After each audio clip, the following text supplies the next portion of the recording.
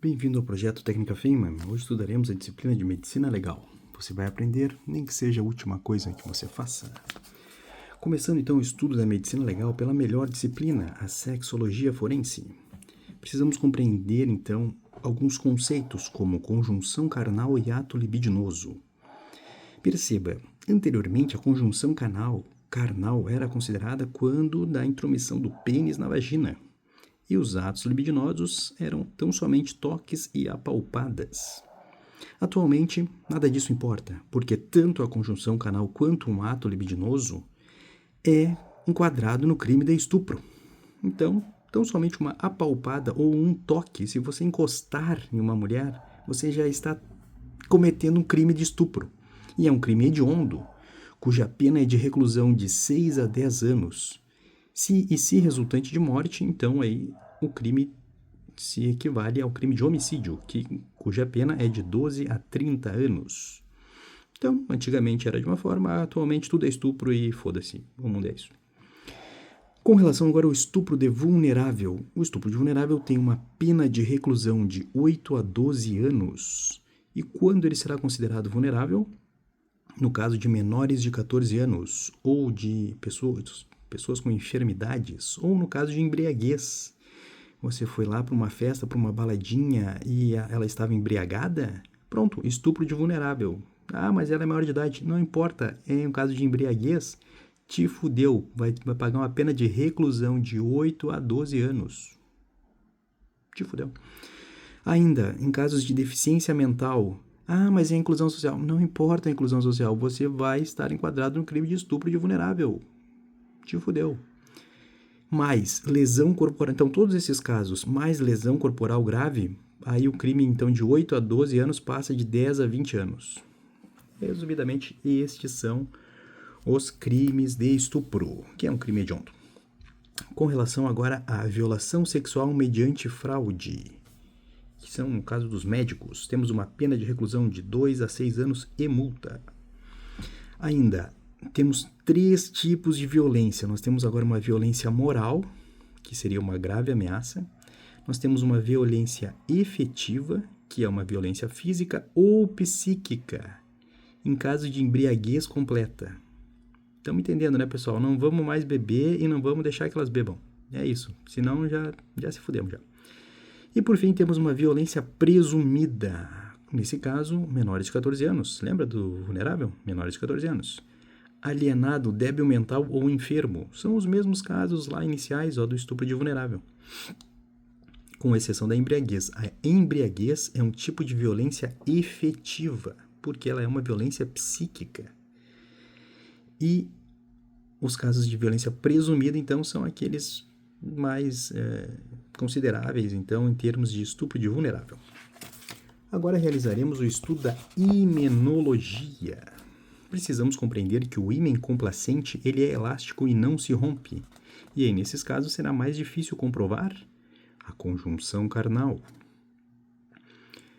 Temos também o conceito de carúncula mirtiforme. Basicamente, elas se formam após a ruptura e cicatrização, ou seja, após a penetração, após a conjunção carnal. No caso de ímens que não são complacentes, é formada então essa estrutura conhecida denominada como carúncula mirtiforme. E através da luz ultravioleta será possível então visualizarmos a cicatrização. Essa luz ultravioleta é conhecida como a lâmpada médica de Wood. Ela permite visualizar, então, processos de cicatrização. Precisamos, por fim, compreender a diferença entre um entalhe e uma rotura. O entalhe, ele não se estende até a parede, ou seja, os bordos não se coaptam. Enquanto que a rotura rasga, ou seja, vai se estender até a parede o rasgo, né? E os bordos se coaptam. No caso de estupro, a lesão mais comumente identificada estará, então, nos quadrantes superiores do introito vaginal. E esse foi, então, a introdução à sexologia forense. Dando seguimento, agora estudaremos um pouco as parafilias sexuais. São diversas, são muitas. Aqui temos apenas algumas delas. Que são parafilias sexuais, senão aqueles transtornos duradouros, repetitivos, e dessa forma são definidos. Nós temos então a mixoscopia ou voyeurista ou escoptofilia, que é o transtorno, a parafilia com relação a ver. Então, você gosta de ver, você é um voyeurista. Se você gosta de aparecer, você é um exibicionista. Se você gosta de se esfregar no ônibus, você é um froteurista. E perceba, se você se esfregou, você tocou ou apalpou, pum, você já está cometendo estupro. Você não precisa penetrar nada nem fazer conjunção carnal. Basta que você toque e você já está respondendo a um crime de estupro. Então, é isso que acontece no caso do froteurista no ônibus. Temos ainda algolagnia ou masoquismo. Ele gosta de sofrer. Enquanto que o sadismo, o sádico é quem bate, o masoquista é quem apanha. Resumidamente é isso.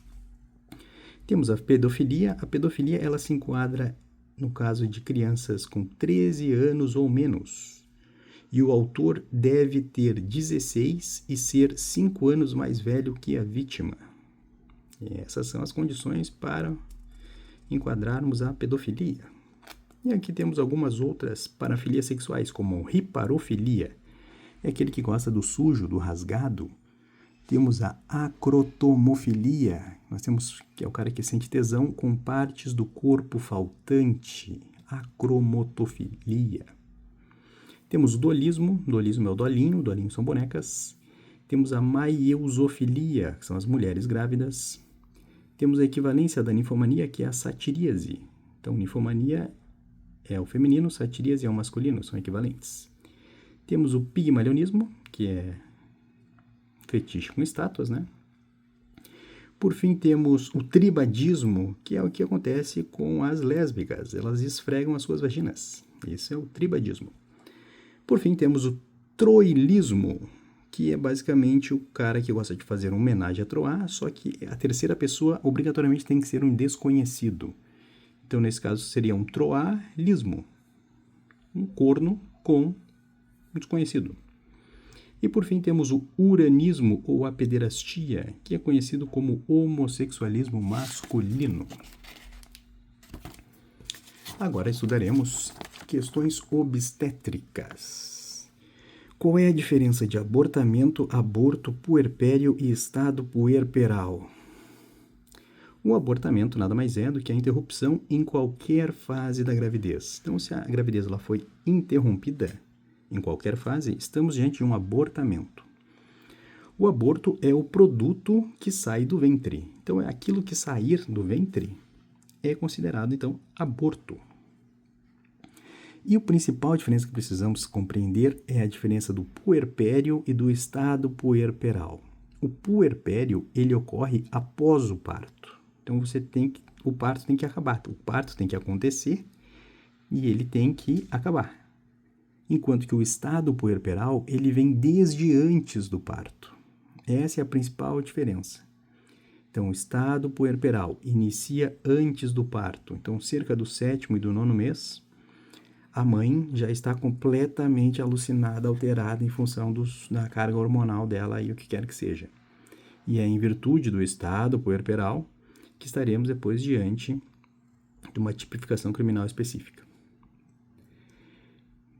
Enquanto que o puerpério ele é o período que ocorre após o fim até o estado anterior à gravidez, ou seja, desde a dectação até a involução. Então, quando acabou, após o parto, até que que o organismo da mulher, que o corpo fisiologicamente retorne ao estado anterior à gravidez, este período será considerado como puerpério.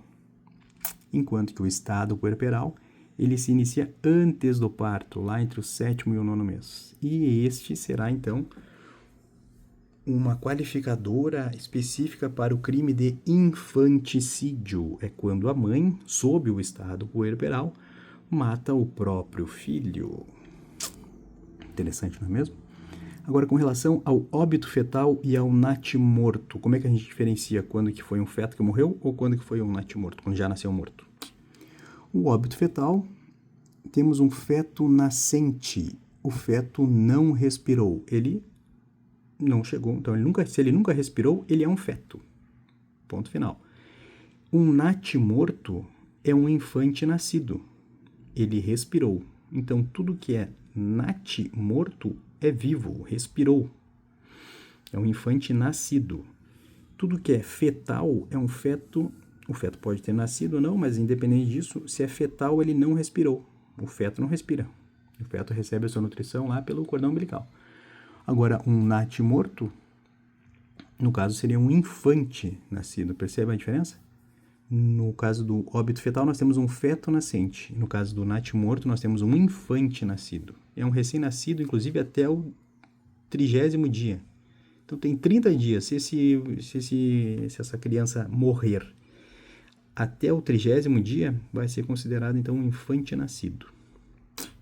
E, basicamente, o que diferencia, em termos lá das semanas gestacionais, um feto de um natimorto é a 22ª semana. Legal, mas e aí ele morreu, né? Ele morreu. Como é que a gente vai identificar, como é que a gente vai testar em termos periciais? Através das provas de vida ou das docimásias.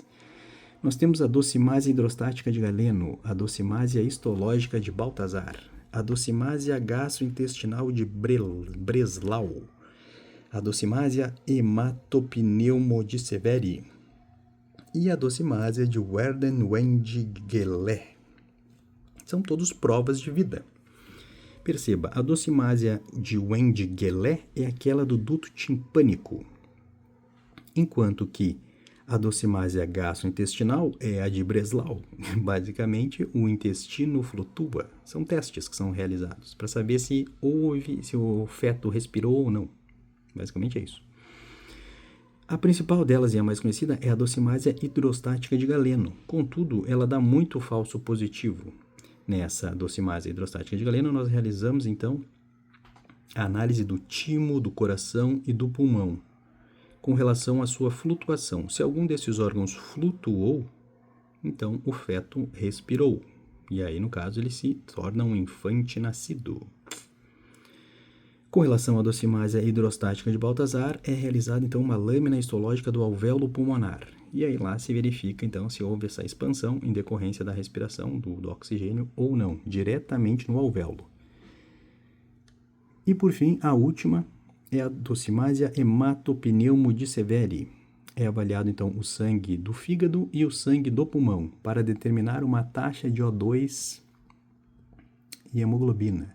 Se for igual, então não respirou.